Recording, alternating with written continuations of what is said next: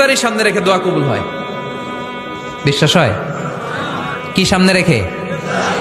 সামনে ইফতারি। বসে থাকে আমরা তৃষ্ণায় সারাটা দিন, ছাতি ফেটে যায়।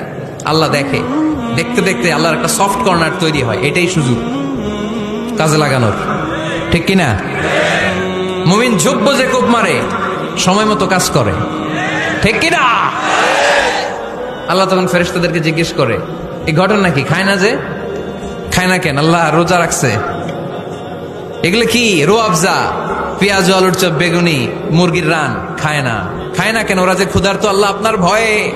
তাই কি চায়? আল্লাহ আপনার কাছে ক্ষমা চায়। ক্ষমা চায়, আল্লাহ রহমতের দরিয়ায় জোশ খেলে যায়।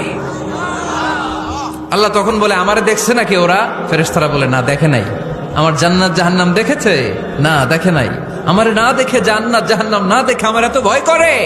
যাও, আজকের এই রোজার বিনিময়ে এখন বান্দা যা চাইবে সব কবুল করে নেব।